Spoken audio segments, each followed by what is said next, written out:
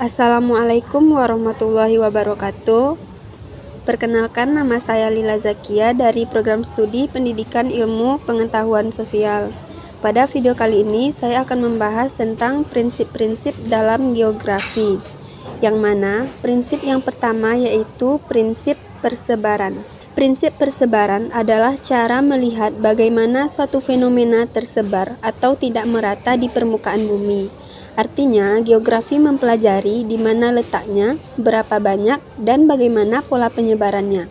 Pola persebaran dalam geografi terdiri dari pola memanjang, pola mengelompok, pola menyebar, dan pola melingkar. Pola memanjang adalah fenomena tersebar mengikuti garis atau bentang alam tertentu. Contohnya, rumah memanjang di pinggir jalan raya, permukiman mengikuti aliran sungai, dan toko berderet sepanjang jalan utama kota. Yang kedua yaitu pola persebaran mengelompok. Pola ini merupakan fenomena yang terkumpul pada satu titik atau satu area tertentu. Ciri-cirinya yaitu jaraknya antar objek sangat dekat, biasanya karena faktor daya tarik wilayah. Contohnya, permukiman mengelompok di dekat sumber air, industri berkumpulan di kawasan industri, dan rumah penduduk yang mengelompok di pusat desa.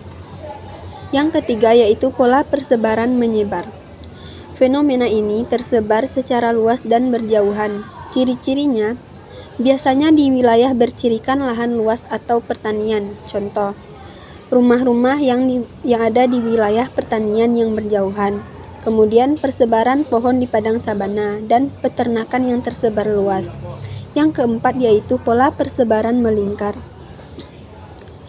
Fenomena ini tersebar membentuk lingkaran yang biasanya mengelilingi pusat tertentu. Contohnya, permukiman yang mengelilingi alun-alun kota. Yang kedua contohnya tanaman perkebunan mengelilingi mata air atau danau kecil. Dan yang terakhir yaitu zona penggunaan lahan yang melingkar dari pusat kota. Yang kedua yaitu prinsip interrelasi. Prinsip interrelasi adalah prinsip geografi yang menekankan hubungan timbal balik antara fenomena-fenomena geosfer. Artinya, setiap fenomena di permukaan bumi saling berkaitan dan mempengaruhi satu sama lain. Contoh penerapan prinsip interrelasi yaitu yang pertama, iklim yang mempengaruhi jenis tanaman. Di sini biasanya daerah dengan curah hujan tinggi cocok untuk ditanami tanaman padi, sedangkan daerah yang kering cocok untuk ditanami jagung atau tebu. Jadi di sini ada hubungan antara iklim dan pola pertanian. Yang kedua yaitu penggunaan lahan dipengaruhi bentuk permukaan bumi. Biasanya di wilayah yang datar cocok untuk permukiman dan transportasi, sedangkan wilayah pegunungan cocok untuk perkebunan atau hutan. Jadi di sini hubungan antara topografi dan aktivitas manusia. Yang ketiga yaitu prinsip deskripsi.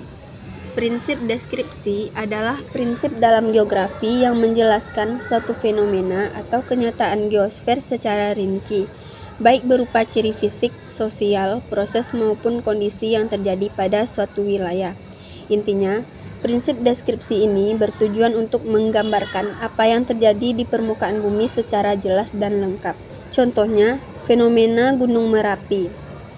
Jadi deskripsinya di sini yaitu Gunung Merapi adalah gunung api tipe stratovolcano yang terletak di perbatasan Jawa Tengah dan Yogyakarta.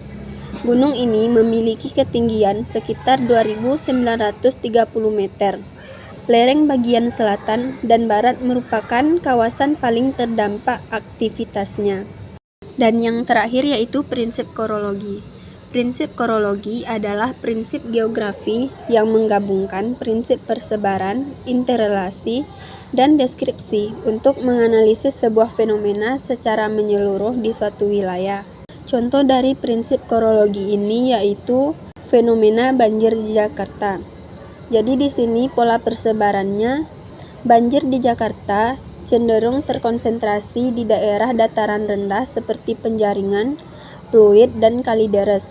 Kawasan dekat aliran sungai seperti Sungai Ciliwung dan Sungai Pesanggerahan. Di sini menunjukkan bahwa banjir memiliki pola persebaran tertentu. Dan yang kedua yaitu interrelasi. Banjir di Jakarta terjadi karena keterkaitan berbagai unsur seperti curah hujan tinggi yang memperbanyak volume air, sungai dangkal dan sedimentasi tinggi, sehingga membuat aliran air tersumbat. Kemudian saluran drainase tidak memadai yang membuat air tidak mengalir optimal. Di sini semua unsur ini saling terkait dan memperburuk kondisi banjir. Dan yang terakhir yaitu interaksi. Ketika curah hujan tinggi bertemu dengan sungai yang sempit, drainase buruk, kawasan padat penduduk, dan permukaan tanah yang turun, maka interaksi semua faktor tersebut menciptakan banjir besar. Mungkin hanya sekian materi yang dapat saya jelaskan. Kalau ada salah, mohon dimaafkan. Saya sudahi dengan Assalamualaikum warahmatullahi wabarakatuh.